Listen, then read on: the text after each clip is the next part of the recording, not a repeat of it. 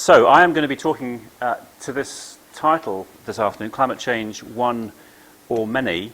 And my opening claim really is that I think there's an orthodoxy about how we tell the story of climate change which doesn't do adequate justice to the diversity of meanings and implications and the politics and the different cultures that interact and engage with this phenomenon. And so my argument is that we need a cultural analysis of this idea of climate change and how it works in different settings around the world, just as much as we might need a scientific analysis of the physics of the climate system or a political analysis of the politics. And so the question I'm asking is not, is climate change happening? Are humans responsible for it? What the future physical impacts of climate change might be. Those are all good, important, interesting questions to do. But I'm asking a different question in this exploration. I'm asking this question, what does climate change mean? What does it mean to different people in different places, in different situations? And it seems to me that's a very important question to ask if we actually are going to do politics with this idea of climate change. And I take a cue here from Hannah Arendt, the 20th century German philosopher. Hannah Arendt, in her book, The Human Condition, she basically made the argument that before we can act politically in the world, we have to pass judgment on the facts. We, as individual human beings, we have to make our judgment on the facts before we can act politically. And so it's this passing of judgment, then, this meaning. Where is meaning found? How is it established? How is it constructed? How does it circulate? What does climate change mean to different people in different places around the world? So that's what I'm aiming to explore and to open up in this discussion this afternoon. I start off with a few voices. These are rather familiar voices. You perhaps will recognize some of the authors, but here are 5 different stories, narratives, interpretations, meaning of what climate change is all about. Climate change is the greatest example of market failure we've ever seen. No guesses as to who said that. Climate change is the defining challenge of our age. The science is clear. Climate change is happening. The impact is real. Or climate change is due to societal breakdown between the Porgerians. This is an anthropologist speaking from the hills of Papua New Guinea. And this is what climate change means to the Porgerians in these mountain valleys. The rituals oriented towards powerful spirits that control the cosmos. Or global warming is the Earth's judgment on the global market empire and the heedless consumption it fosters. Interesting guesses as to who you think might have said that one. Or the threat of catastrophic global warming is the greatest hoax ever perpetrated on the American people. That's an easy one.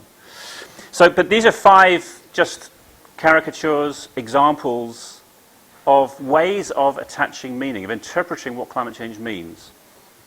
And there are many more, of course, that we could offer or put into circulation.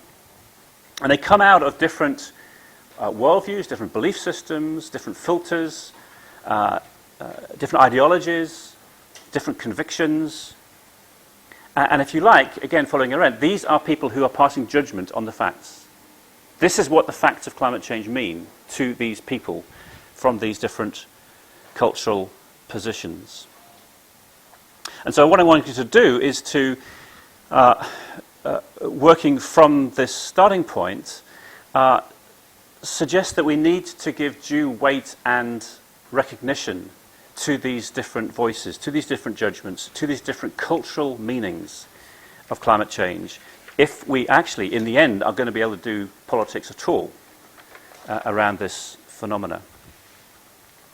And just as a way of framing this, I'm starting off by taking an idea that an American scholar, Dan Sarowitz, offered a few years ago when he talked about the plan, the standard conventional narrative of climate change as it has unfolded over the last 25 or 30 years in public and political life. And I'm going to offer the plan as a sort of a counterpoint to what I want to be arguing for. Now, Sarowitz, here he is at Arizona State University. For Sarowitz, there were 2 key pillars in the plan of climate change. The first is, as he put it, science will compel a convergence of people's worldviews around the need to take action. And that is, if not an explicit, then it's a tacit, an implicit assumption that has been very prevalent, I would argue, for the last 25 years.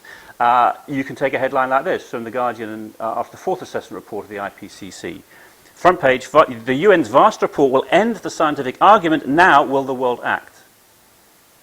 See the logic, what's there? That science, once it's clear and crystal sharp, and disagreements have been eradicated from science, then action will follow. Or similar thinking, I think, is underlying the narrative of the consensus gap, the 97.1%, John Kirk et al., and so on. The fact that the numbers of our public who agree that the scientists have reached a consensus isn't the same as 97.1%. And the problem, the real problem in the politics of climate change is to get 55 closer to 97. If we can get 55 up to 97, the politics of climate change will become easier. The second part of Sarowitz's plan is that this action, this way of dealing with the problem, is the national targets and timetables approach. It's evolved a little bit over time, but fundamentally it's still there. The greenhouse gas emissions being reduced to minimize human disturbance of the global climate system. And that, in a way, that framing has been inherited from the 1980s and the way in which we started thinking about stratospheric ozone depletion and the problems of the halocarbons. Anyway, one might want to take issue with Sarowitz and the plan, and we can do that in the questions, I'm sure, afterwards. But I'm offering that as a counterpoint from where I want to launch into. I do think that there is a dominant narrative, looks something like this, with something like these two and maybe more key components to it. But I'm uncomfortable that if we reduce climate change to this particular position. And so I'm going to explore in two parts, if you like, in this talk. I'm going to look at this whole question of cultural meanings around climate change in two different ways, roughly equal proportion. And the first is to set up the argument that there is one thing. Climate change is one thing. And we can start off by saying there is one global climate. And that is the way in which certainly Earth system science has evolved over the last 30 years, to understand the interconnectedness between the different physical components of the Earth system. The wiring diagram, something like the Brotherton, right the way back to 1988, but various others have followed along these sort of lines, that we need to understand the climate system in this unitary configuration. It offers an integrated view. It offers a view in which we can model physically or computationally. And it's a classic view of science abstracting, standing apart, sitting above. It's the view from nowhere. This is the view of the climate system from somewhere there in outer space, if you will. It's the view from nowhere. One global climate, of course, is driven by an epistemology that says there is one way of knowing. There is one science. And actually what we need to do to really deepen our understanding of climate change is to bring all of this knowledge together into a single integrated system, packaging it together, and actually offering that knowledge in a single voice. And that voice has emerged as being the voice of the IPCC, this massive effort over 25 years or more now to harness, orchestrate, manage this knowledge together so that we produce these single assessments. This is the cartoon from the fourth assessment report from a few years ago.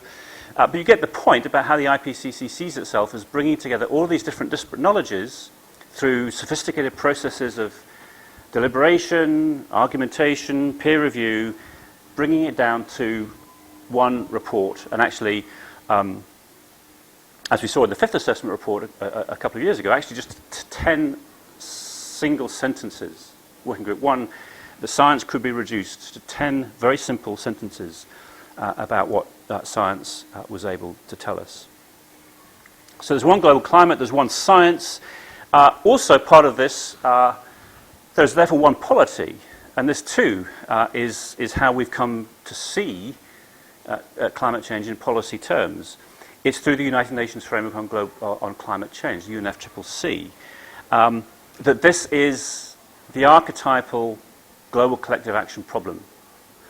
And the world, all 193 countries, all 7.2 billion people, need to work together politically, and the UN, through its various fora and negotiating platforms, will be the way in which the singular world polity will reach their agreement. It started in Rio. The next incarnation of this will be in Paris later this year. And of course, seeing this as a single polity upon which political action operates is a classic example of high modernity. To take James Scott's argument here, this book from 1998, Seeing Like a State, telling the story of how modern societies and modern governments co-evolved with scientific knowledge systems through the late 18th, 19th, and into the 20th century, culminating for Scott in the post-war period of high modernity, where the state, by organizing knowledge, was able to discipline its citizens to achieve certain nationally determined goals. And actually, this is high modernity now scale up to the global scale. There's one polity, is the singular narrative here. And it has some attractive philosophical underpinnings, if you will. You can go back to Immanuel Kant and the idea of the cosmopolitan ideal, if you want to trace back that aspiration. But I do think it has some problems, as we'll see later on. And if we've got one polity, then we need one goal. If our collective human population are going to be disciplined by a governance system and a government structure, then there needs to be one goal around which everybody will organize. And that goal has been very evidently this goal of limiting global warming to no more than 2 degrees above 19th century levels. It emerged through the Copenhagen process, politically was reinforced at Cancun, and of course is now the driving goal that is taking us to Paris later this year. And around the 2-degree goal, having established that as a single goal, then other metrics and numerical targets then begin to emerge. You can talk about the trillionth ton, and of course certain rhetorics as well play along this as well, that if this is the goal, then there is only a certain amount of time that we have if we are going to achieve that goal. It is 10 more years, it is 5 more years. It is now in Paris, or not at all. We will have missed the boat. We'll have missed the chance of achieving this single target. And this unitary, singular way of framing climate change, of course, leads to one resistance. That if everything is pushing in this direction, then there is always going to be pushback in the opposite direction. And so we have seen the binary politics of climate change play out, certainly in certain political cultures, mostly Anglophone, particularly in the USA, maybe in Australia as well. But it reduces people to being positioned on a one-dimensional axis. You're either at this end, or you're at this end, or you're somewhere in the middle. You're a believer, or you're a denier, or you're somewhere in the middle. It's a very simple and overly simple way of actually framing diversity of views and positions. And of course, it plays very nicely to a certain instinct. And actually, you could argue that both certain deep green advocates and certain politically vested interest opponents of those deep green advocates actually want to perpetuate the binary politics of climate change. Because if you have a clearly defined enemy that you are opposing, then it actually gives weight and ammunition to your own position. So again, having this framed in this way has consequences, it seems to me. And finally, having gone through all these different dimensions of the singular narrative of climate change, it lends its way to the idea that then we can create a single thermostat for the planet. If actually the politics of climate change is too difficult under this particular framing, if the politicians will not negotiate, if the people are recalcitrant, if the new energy technologies are not going to be there in time, if the single market can't be created with a carbon price, actually we have to do something more dramatic. And that drama is the thermostat in the sky, the aerosols in the stratosphere. And of course that discourse has emerged very visibly, in some cases actually very powerfully in recent years, that this is actually the backstop technology, this is plan B, this is what we need to do. We need to have this technology available to us to arm ourselves for the future if we are going to hit the target of 2 degrees in the right time window. A thermostat for the planet. So that's one way of thinking about climate change, but this is the other way of thinking about it, that actually there are many climates. For most of human history, and indeed for many people still living in the world today, they do not see climate, this idea of climate, in the same way that the Brotherton report would see climate, or Earth system scientists would see climate. The way in which people understand their weather and the sequences of weather and the fluctuations and vicissitudes of their weather cannot be captured by that singular view of the Earth system. There are different understandings of agency, what actually is responsible for the weather. And again, certainly historical cultures will have different narratives. And again, if you talk with different cultural groups around the world today, again, you will find different accounts of agency. And indeed, even some voices maybe closer to our own cultural preferences actually offer up some interesting accounts of agency. I mentioned, well, actually one of those voices at the very beginning was Michael Northcott, the environmental theologian at Edinburgh. This is the judgment, this is the world's judgment, the globe's judgment on the heedless market empire. Or you could take Jim Lovelock and his notion of the revenge of Gaia. Actually, there are a number of quite interesting different accounts, even if they're rhetorical, circulating around different forms of agency. Who actually controls the weather? The gods, the spirits, God, Gaia, humans, directly or indirectly? Is it actually simply materialist? There's no human agency at all involved in this? Anyway, we can go down that route as well to explore. But it seems to me that there are many different ways people make sense of their climate beyond that Earth system scientists would offer. And therefore, there are also different many knowledges that people feel very, very excuse me, many different knowledges that therefore are also in circulation.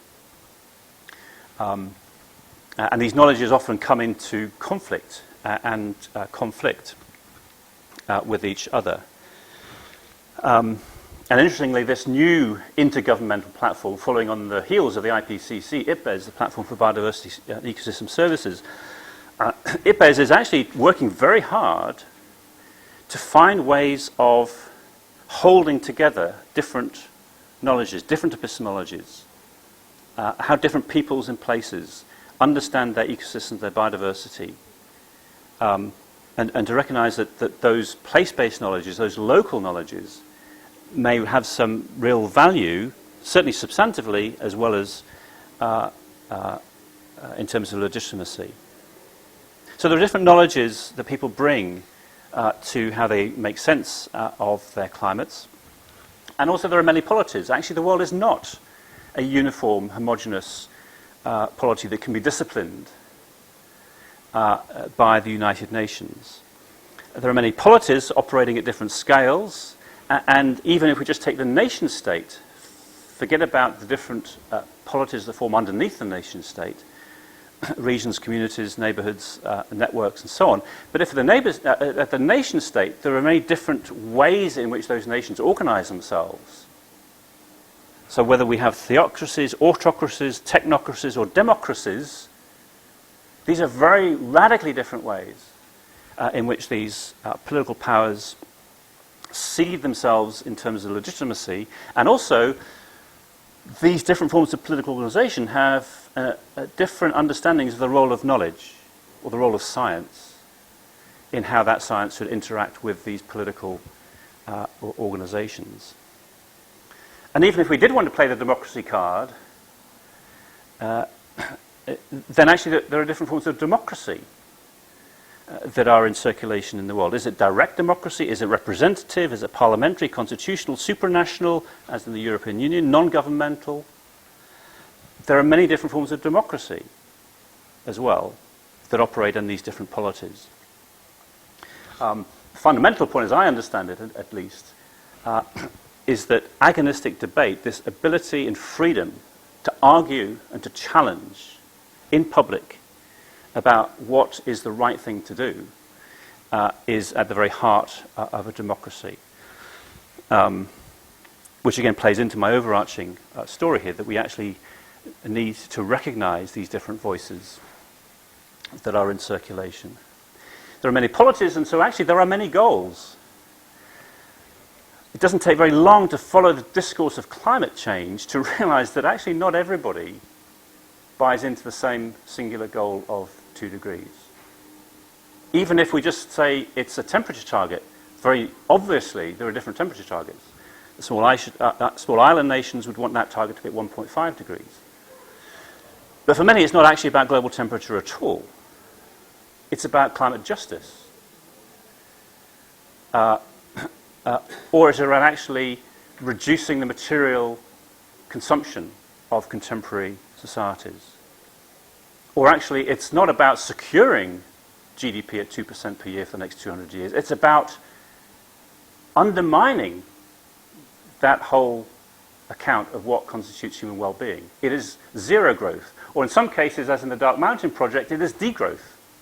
What climate change is doing is offering an opportunity for us to reverse this notion that human well-being is served by infinite perpetual economic growth as measured by material exchange of goods. So my point is that gathering around this thing that we call climate change, there are many different goals that people bring. This is the different meanings. These are the different judgments that people are passing on what climate change means to them. And similarly, rather than being one resistance, that actually you can put people on a single dimension, actually there are many publics. You can't actually capture the diversity of people's beliefs and convictions around climate change on a single one-dimensional axis.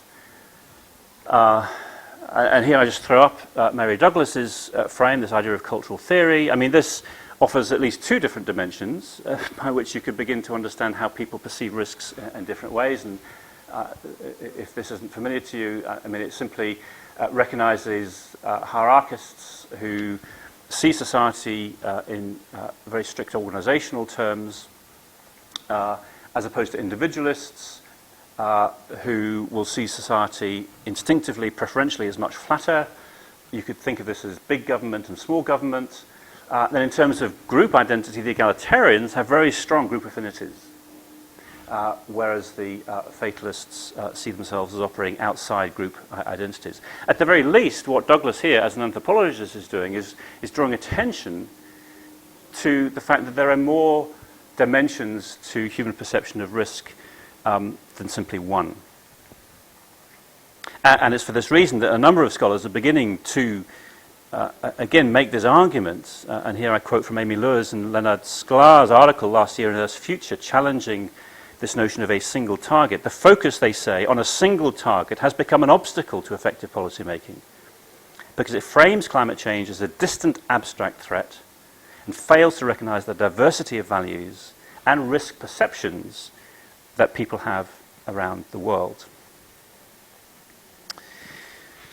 And then, so if there are many publics, then finally it would suggest that there are actually many thermostat settings. If one did create this technology to regulate heat flows in and out of the planet, actually we would not agree around one thermostat setting. We actually would open up another front of disagreement and argument about what that thermostat setting should be,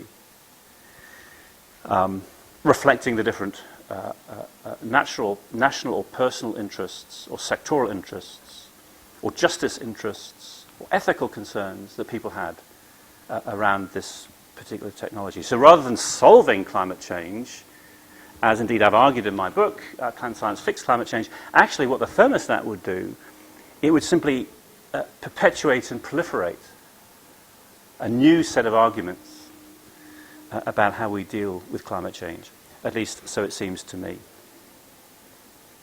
So I set those two things out there. Is climate change one thing or is it many things? Which of those accounts, caricatured as they are, which of those accounts actually does greater justice to the world that you and I find ourselves in? Not the world that we would like to be in, but the world actually that we find ourselves in.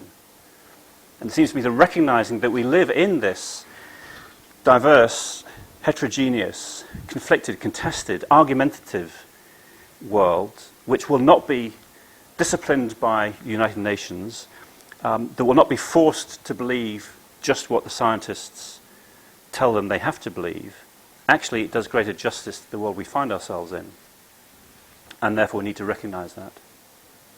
Now, that's the first way I look at this. The second way, to open up my thinking around this, I'm using a scheme here that a colleague of mine, Peter Roger Gould, published last year, a Canadian anthropologist.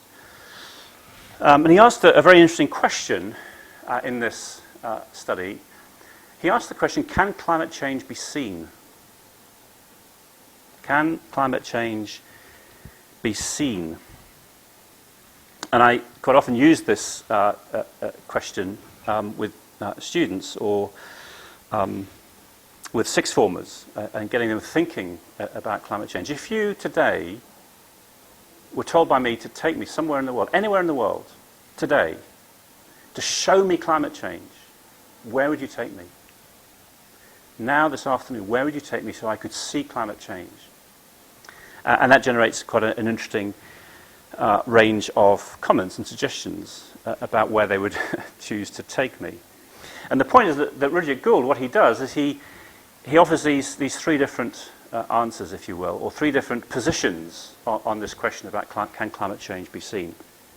And I just want to run through these very briefly because, again, I think it helps to unpack the way I'm thinking then about climate change in its cultural context. The invisibilists, the visibilists, and what he calls constructed visibleism. So, what's the answer? Can climate change be seen? Well, the invisibilists would make this type of argument. This is actually taken from the American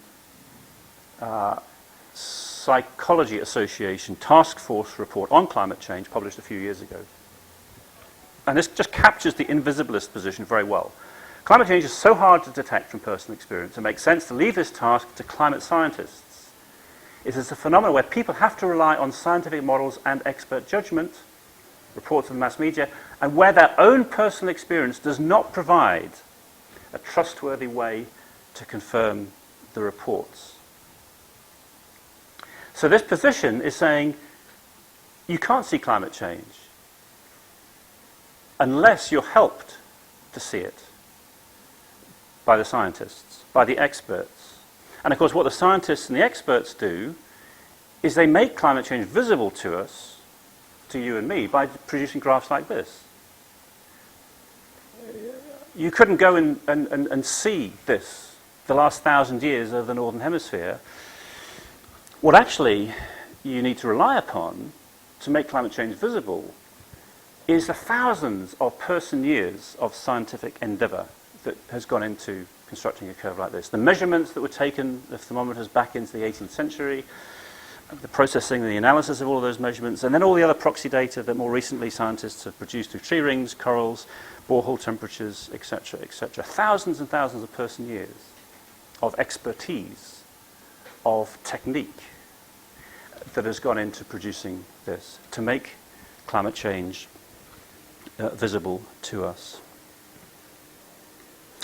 Or even cleverer, of course, for science, is the ability not just to make past climate change visible to us, but to make future climate change visible to us. And here we rely upon the expertise of the modelers to make visible our future climates on global scales or on regional scales.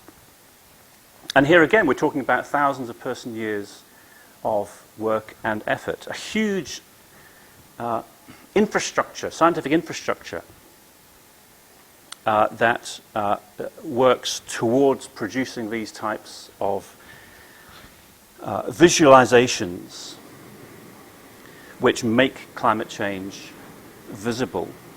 They make it visible, of course, to the scientists who are analyzing these models, but of course they then become circulated as cultural objects in public life and in political circles as well.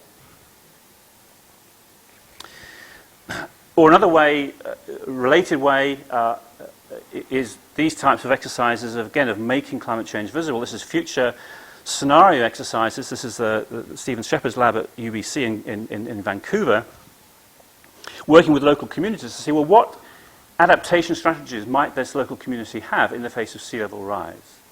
And through these new virtual technologies, the immersive technologies, you can take decision makers and citizens into these arenas and visualize what it's like for your community to see 0.5 meter, 1 meter, 2 meters of sea level rise. So this is all the invisibilist position. Climate change cannot be seen unaided.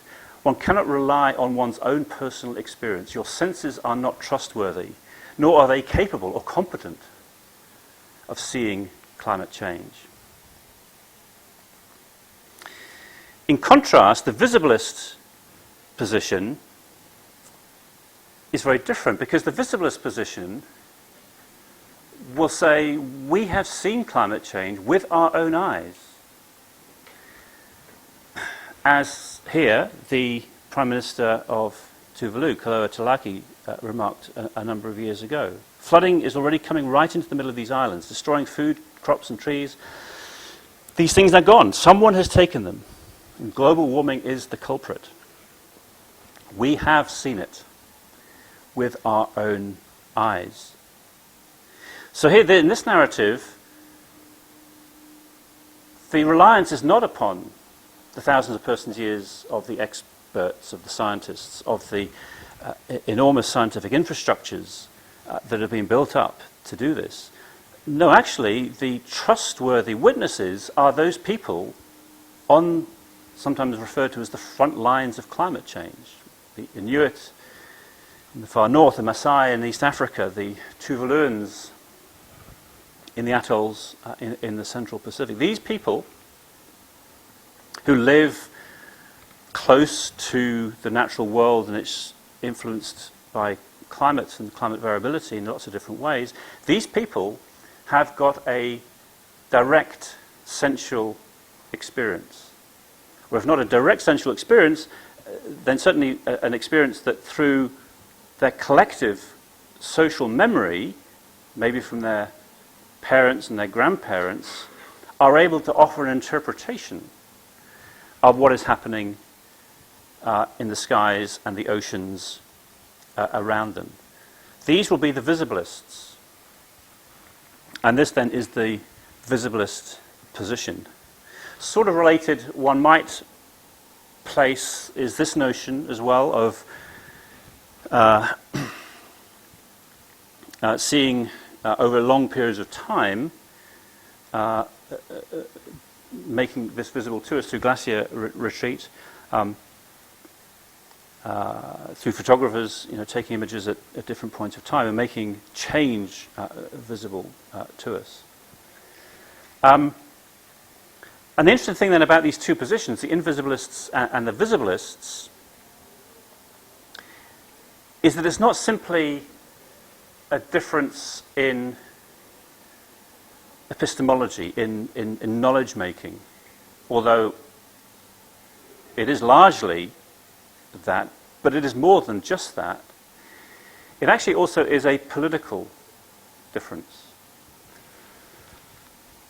Because what's at stake here is who actually is the trustworthy witness. To whom does one defer to have authoritative and credible knowledge upon which then one acts in the world? And so actually these two positions offer very different answers to this question as to who is the trustworthy expert. Is it the frontline witness? Is it the Inuit seal hunter? Or is it the Prime Minister of Tuvalu? Or is it the manufactured diagrams that come out of climate science and that are represented in the IPCC? To whom does one defer for these authoritative knowledges? And that, as much as being an epistemological question, is actually a political question as well. As Rudyard Gould comments at the end of his article, this boils down to an old tension in democratic theory and practice, the dilemma between two seemingly unacceptable positions. The scientists ought to have authority to speak over citizens, on the one hand. On the other, the citizens should be trusted to make informed decisions about issues about which they have little technical understanding. This is a classic conflict within what's called science studies or science and technology studies, this relationship between expertise and democracy. And this visibilist-invisibilist argument is playing directly into that controversy. And it seems to me one of the reasons why we continue to find the politics of climate change so troubling. But Rudyard Gould doesn't finish there, because he goes on to his third position, which he calls constructed visibleism. And here he's a little bit more tentative about this, but I actually think there's something very, very important, because this, it seems to me, has become a much more significant position in recent years. So here, climate change is neither inherently invisible nor inherently visible. It is like all other objects made visible. And the question here is actually who is doing the making, and for what purpose, and with what end. So the point about constructed visibilism is that it actually opens up space for different types of mediators or interlocutors. And as I'll show in a few examples, a lot of these are cultural agents, agents of cultural performance, of artistic creativity. These are people who are stepping in. These are not frontline local voices. These are not highly specialized trained scientists who are making climate change visible. These are all types of cultural entrepreneurs and creative artists who are now making climate change visible to us. And art, if we take art as a general catch-all for this, of course, what art can do things that science can't do, or which might be not directly achievable by frontline witnesses. Art, through its creation, can explore uncomfortable or conflicted feelings or emotions. It can deal with ambiguities and uncertainties and the unknown in very sophisticated ways that are not unitary, but are multiple and plural. That people engage with artworks in many, many different ways. Now, just some examples then of what I would, these are not necessarily from Rudyard Gould now, these are my interpretations of this position. So, something like this movie, actually, from James Baylog, called Chasing Ice. A number of you may well have seen it. On the one hand, you could say it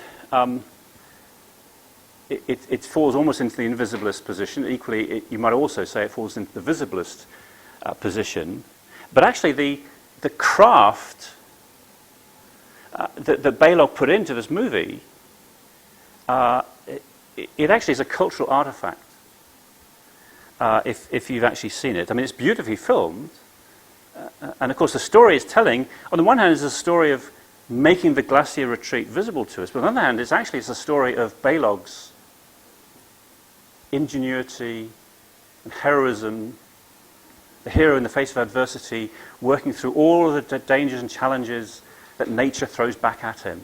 That's an enduring narrative trope that we can trace right the way back into early classical culture. So in a sense, Balog's film here is a constructed visibleism, even if it's operating at different levels as well.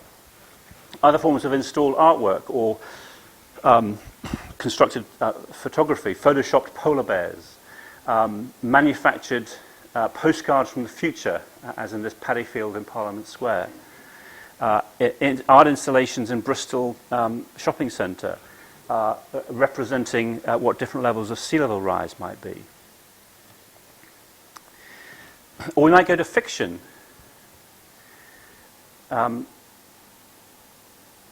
Two relatively recent examples, one very famous, of course, from Ian McEwan from a few years ago, Solar, where he very deliberately took climate change as an idea that he wanted to explore through narrative form. And he very self-consciously and assiduously researched climate change for 5 years before he wrote this novel. And sometimes when I ask these sixth formers, well, where would you take me to see climate change? I say, well, you could take me to the library and we could read Ian McEwan's book together. Would we be seeing climate change? We'll be reading about it. And we'd be actually seeing climate change refracted through the mind of a skillful storyteller who's working with all the different elements of climate change. The science, the politics, the culture, the personalities, the drama. And of course, in these constructed visibleisms, of course, what is also being constructed is a particular way of attaching meaning to it. So for McEwan, it's referred to as a comic allegory.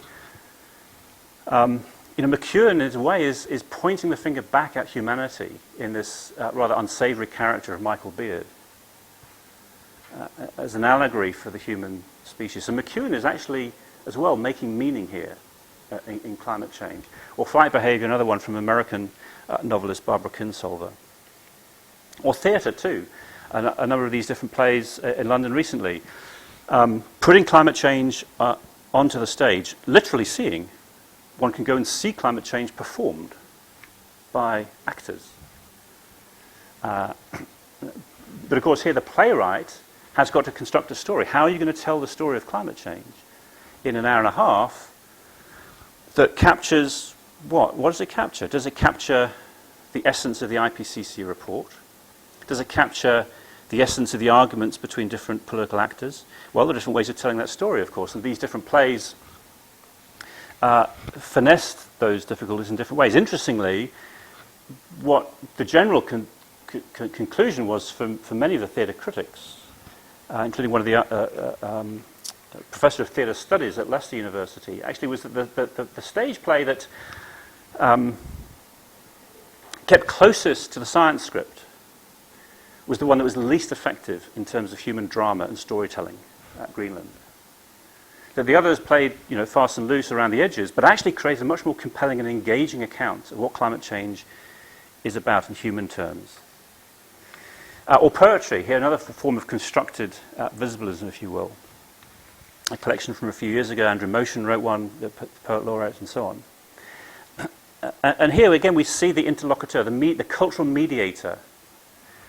Paul Munden, the person who edited this collection, wrote in his foreword, it's noticeable that many of the poets, they have adopted a rather oblique approach, almost seeming to shy away from direct statements about the predicament. The poets are more honest than that. They do not claim to have solutions or even some special understanding. This is what I mean by the way that art, in this sense, can work with ambiguity and uncertainty in ways that science would find more difficult to do.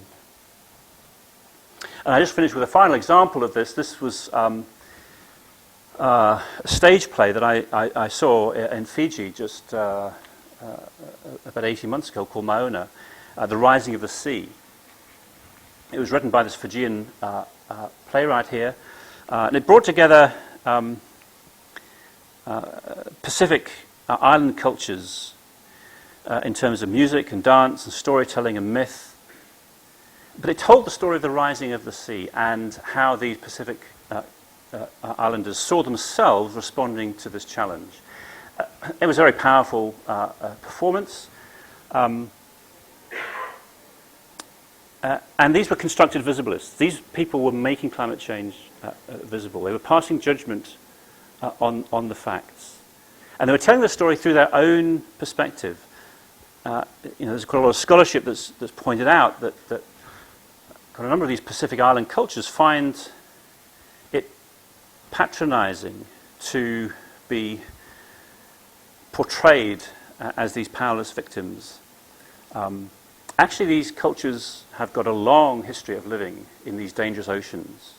They have different ways of coping and adapting. And yes, the rising sea introduces new challenges and new risks for them, but they want to tell their story through their medium.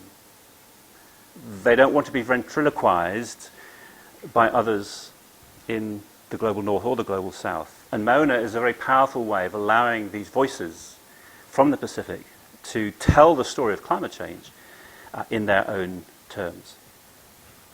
So I'll end there. I mean, I'm just wanting to open up this argument that it seems to me we have to do justice to this diversity of voices, perspectives, meanings that emerge and congregate around this idea of climate change. And if we don't do justice to this multiplicity of meanings, then our politics is going to be skewed, it's going to be met with dead ends in lots of different ways. And the idea that climate change is many different things to different people around the world seems to me a surer and sounder basis to move forward than to think that actually it is only one thing. So thank you. I'm happy to take some questions or discussion. I'm sure there'll be challenges to my argument in lots of different ways, but we'll happily engage with you about that. Thank you.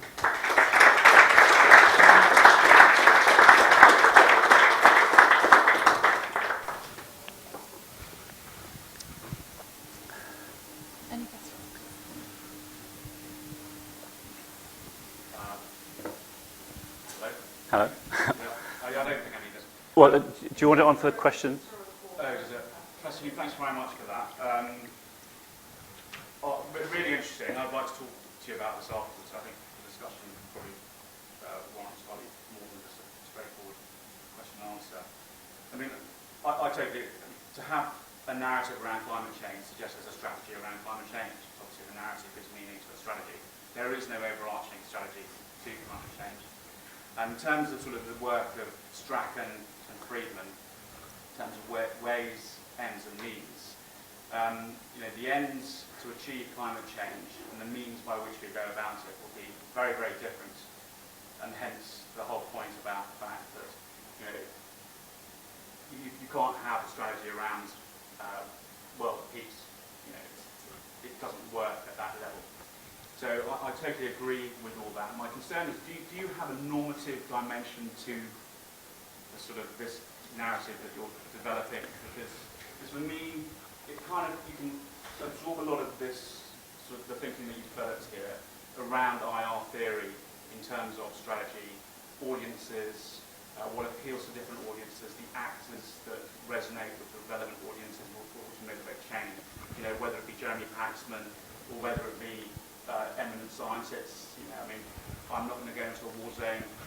If a scientist tells me it's safe, I'm going to go if a general tells me it's safe. So there are certain things that resonate within the IR space upon which this work that you're doing maps. Ultimately, yours probably works at the scale coupling between IR theory and the anthropology within which getting coupling between the actors, what the actors say, getting people to actually move and do things, which is essentially where there's a massive breakdown at the moment. So could I sort of get your sort of more normative perspective as to how this work might couple into the sort of IR space? Okay, so I'm not an IR scholar, I'm not an anthropologist, I'm a sort of a hybrid of all sorts of things, and I suppose I've been piecing together evidence and arguments and theories that I've seen and observed and interacted with over my career. Some of this is inspired by social psychology, actually. Some of it is also inspired by political philosophy. There's a notion of pluralism and political pragmatism is actually something that also inspires this position, that recognizing that one doesn't achieve one's goals by direct head-on attack at the target. That actually one has... Exactly, yes. And this plays into some of the work around science communication and social psychology that have been done on this, the idea of cultural cognition, that if you want to communicate effectively about areas of science which are already politically charged, then you actually need to find smart ways of engaging with different constituencies and audiences. In other words, simply one voice saying this is the science that you expect all 7.2 billion people to absorb is actually not going to get you very far. And you know, the classic example that one can use of that is Al Gore's movie An Inconvenient Truth. It came out nearly 10 years ago now. So high production values, great success in terms of visibility, Nobel Peace Prize, and it reached effectively into significant cohorts of the American population and other cultures around the world, but it had a deeply polarizing effect on American political culture because of who Gore was. He was a communicator who would not generate trust across a diverse polity. So you can take this in different ways in terms of effective science communication, in terms of political pragmatism. I suppose for me, you know, what is my normative position on this? In the end, what it comes down to is, I suppose for me, around a particular conception of how politics works. And it needs to have these spaces, safe spaces for dangerous arguments. And there have been moments along the way of the last 25 or 30 years with climate change where I don't think we've worked, whoever we are, I don't think we've worked very hard at opening up these possible spaces for political argumentation about what climate change might signify in terms of policy. It's been presented as though one leads naturally from the science to the policy and bypassing the politics. And actually the politics really matters in here. It won't lead to neat, tidy solutions. That's where pragmatism comes in. You need to find many different ways of entry, many different entry points into the problems. With different relative audiences. Yeah, it's for relevant audiences to make the change. Now, has that been mapped? Because that, for me, would be a key where your work would map onto quite nicely. No one has really made that coupling between who are the relevant audiences in order to motivate change in the relevant areas. Now, this can be disaggregated at many scales, but definitely not nation. I mean, the struggles at nation state. Yeah. That's probably the largest scale you're going to get to. Yeah, but you can cut across the nation state. You can cut across it hierarchically, or you can cut across it sectorally. And actually, some of the most engaging points of political pressure are not going to be around the nation state at all. They're going to be about sectional interests. And again, a good example about this is thinking about the questions of, let's call it, rural electrification. The development needs of the 800 million people who rely on biofuels, indoor cookers for fuel. You know, this is a development agenda, it's a health agenda, it's an environmental agenda, it's an emancipation agenda.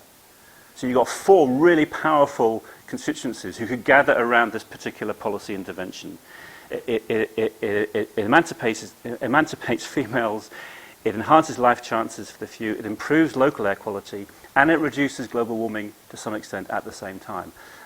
So finding these multiple constituencies that can congregate about particular policy initiatives is what we would mean by climate pragmatism.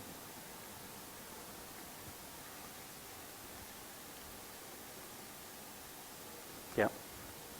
Oh, yes.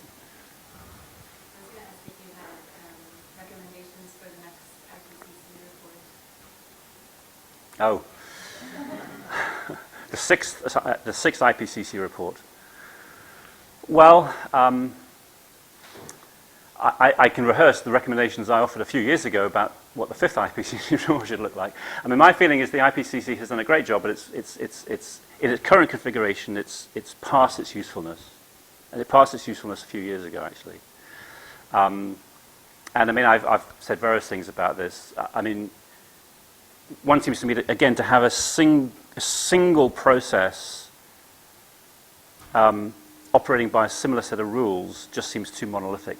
The knowledge needs here are actually quite diverse. Yes, we need good Earth system science knowledge, for sure. Well, that can be a particular process of knowledge orchestration and management that can play by a certain set of rules that are consistent with those types of knowledges. But when we start thinking about what knowledge do we need for adaptation, thinking about adaptation strategies, or what knowledges do we need when we're thinking about energy revolutions or energy transitions, the forms of knowledge that are in circulation are very different from the stuff that comes out of Earth system science models. And so we actually need a completely different process to organize and harness that sort of knowledge. So at one level, I'd say let's actually have 3 or 4 completely different types of knowledge assessments in play here. One broadly around Earth system science, that's absolutely fine, we can do that. But then we need 3 or 4 other things. And being intergovernmental can mean different things, but I think one also should have different ownership patterns. Having everything owned by the governments, which is what the IPCC in effect is, it may not again service the needs of this more politically pragmatic approach to thinking about what climate change is. So I'm rather despairing of the IPCC, I must say, because it seems again to likely be perpetuated in a rather unchanged format for the next 5 years. Brian.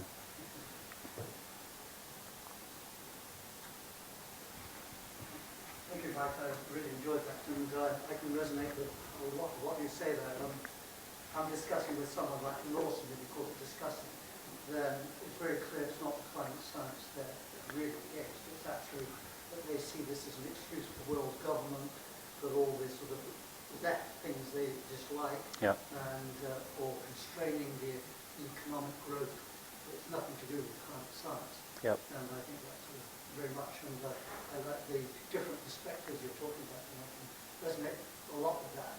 And I think at the other side, I feel this dilemma, because you know carbon is being added to the atmosphere, you know that it's going to change the climate system, and it provides a certain urgency of what's going on. Now you could argue that for 25 years, the urgency has been getting worse, and we've been going down these lines, and we've got nowhere. Somehow, it's not we should be blaming climate science. We should actually, society has not been handling the issue in all these other ways as well as the climate science. So, climate science has done a great job now. The IPCC has been, scientists have been doing what the governments of the world have asked them to do. You could argue whether we're any further on in terms of changing the world, what the world does in the 5th assessment than we were in the 4th assessment.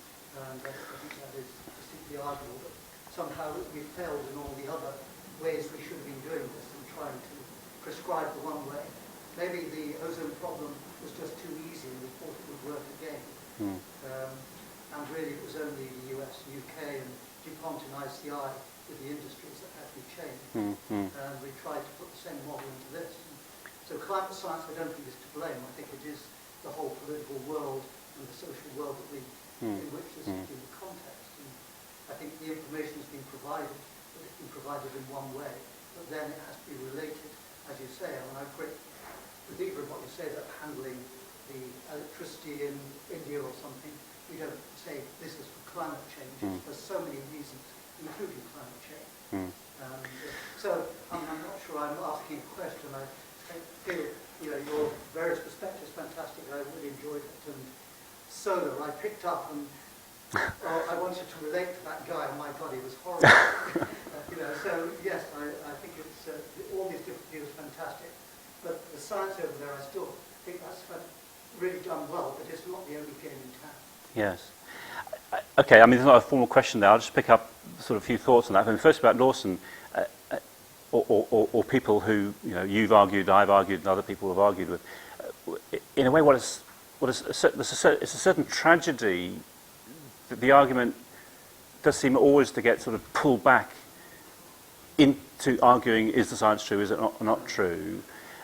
But one has to ask the question, why is there that tendency you can say, well, it's the media's fault, or you can say it's Lawson's fault, or actually I would argue it's also certain environmental advocates' faults that somehow, and it goes back to the sort of the framing of this whole thing, that if you, in the headline of The Guardian, if you get the science crystal clear and sharp and agreed, then politics and policy becomes easier. And so with that assumption, and that's sort of been in the ether around climate change for a long time, I think, then people will want to take the argument on to the science, because that seems to be the decisive battle to win. Whereas actually the decisive battle to win with Lawson is exactly that. It is about the role of the state. Yeah. It is around the functioning of markets and how interventionist or not do you want them to be. And that's a political argument. And we absolutely should have that argument. And the tragedy is that it just gets pulled back into... And it's a very deliberate policy. That's a deliberate tactic to do that. But I think, I say we, I'll just speak the royal we. I think we somehow haven't we've partly allowed that tactic to be given a certain credence in media or public life. If we go right the way back, there's a great book actually on this, just published last year by an American historian called Josh Howe, called Behind the Curve, The Science and Politics of Global Warming. And he goes right the way back. He's a historian. He's looked back from the 1950s through the 1990s at how climate change sort of emerged into American science and into American politics in particularly the 1970s and the 80s, and how it got framed in this very particular way, a little bit like the ozone. And the other thing about the ozone, again, you mentioned this, is yes, it was a relatively straightforward environmental problem, but of course it was dealt with under the political conditions of the 1980s, which was the demise of the Cold War, the assumptive ascendancy of American political power, the new international world order, the notion of global environmentalism.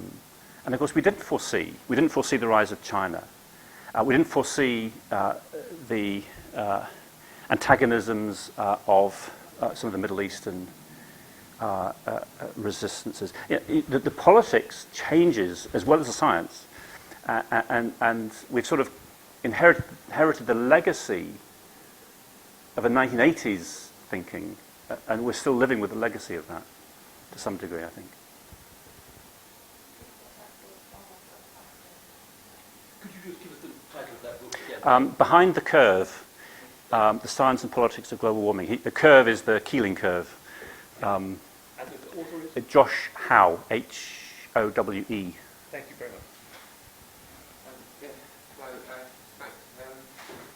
So I see that, having sort of the manifold views about climate change and the local sort of view is relevant to sort of the adaptation, because everyone will have to adapt according to their local conditions, where they are on the planet and so on. But for the mitigation side of the climate change argument, do you think that there is the possibility of a quick fix, sort of scientific one, like the solar into the atmosphere, or will we have to change the whole sort of socio-economic way that we? Okay, well, I mean, the two things about the aerosol in the stratosphere question. From what we understand, it's seemingly a relatively straightforward technology to implement. It's mimicking volcanoes, so actually technically it's not particularly challenging. On the other hand, whether you could argue that in any way solves climate change is highly debatable. If you think that climate change is really about keeping global temperature below 2 degrees, then actually you could say that it's a technology that could help us to achieve that. Globally averaged temperature may very well be managed to below 2 degrees by putting aerosols in the right sort of places. But when I ask people that question, there are not many people who think that would actually solve climate change. It certainly wouldn't alter CO2 accumulation or ocean acidification. It wouldn't actually assist in renewing our technologies and directing them in different ways. It actually, at the same time, might actually make some of the regional challenges of adaptation to extreme weather an awful lot worse. You might have actually reduced global temperature to below 2, or kept it below 2 degrees, but you might, in the same moment, have destabilized regional weather systems to make the challenges of adaptation even harder. So it's hardly a solution, it seems to me. And adaptation, I mean, this is one of the pillars of our climate pragmatism that I always argue about, that adaptation to dangerous weather is a public good, period. Whether that dangerous weather is purely natural, purely human, or of course a combination of both, whether it's 70% or 30%, is actually not really the issue if that weather is dangerous for people and places that we value and treasure. So adaptation really has to stand on its own leg, it seems to me, as a public good. It's worth investing in adaptation. And this is, again, where climate science, earth system science, can actually demonstrate a sort of a greater immediate utility, maybe than some of the longer-term projections, because actually, improving daily through seasonal to decadal forecasting has real adaptation payback to improve the way in which we manage these dangerous weather risks.